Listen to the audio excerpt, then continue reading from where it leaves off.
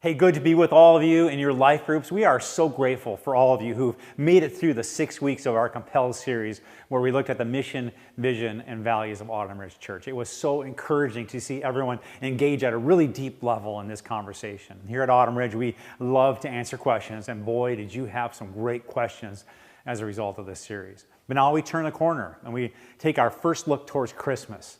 Next week, we'll be starting a series called Hidden Christmas that will take us all the way to the end of the year.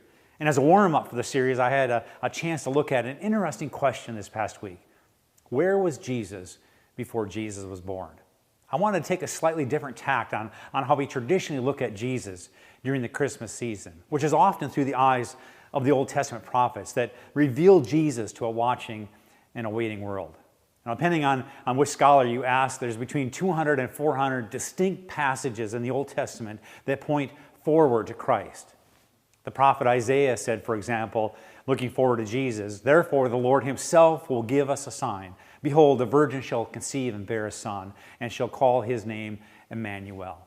Or this from the prophet Zechariah, "Rejoice greatly, O people of Zion. Shout in triumph, O people of Jerusalem. Look, your king is coming to you. He is righteous and victorious, yet he's humble, riding on a donkey, even a donkey's colt."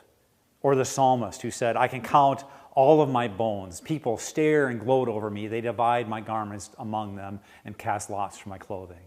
Just 3 of the hundreds of Old Testament passages that point forward to Jesus. What was revealing to those prophets and to the nation of Israel was that the Messiah was yet to come, a Savior of the nation. What intrigued me was the question, what more can we learn directly from what Jesus says about himself? What more can we learn directly from the eyewitnesses, the friends and the followers of Jesus? You see, God revealed to the prophets a Savior that would be, but Jesus and his disciples revealed a Savior that always was.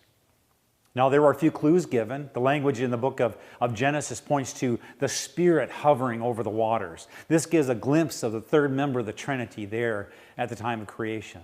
Similarly, a little later, we find this. Then God said, "Let us make mankind in our image, in our likeness," showing a plurality at the time of creation. But it's not until the Word became flesh and dwelt among us that we get this firmly established reality that the early church father Athanasius points out to us. He said, there never was when he was not. There never was a point when he came into existence. He didn't begin with the beginning. He's not part of the creation. He's not a created being. He's an already existing being.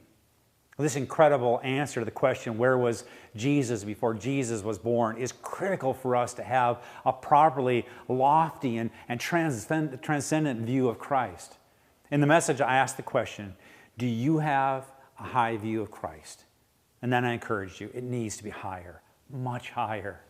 In the beginning was the Word, and the Word was with God, and the Word was God. He was with God in the beginning. Thank you for your commitment, for doing life together. This is how the church was designed to operate. Bless your time together today.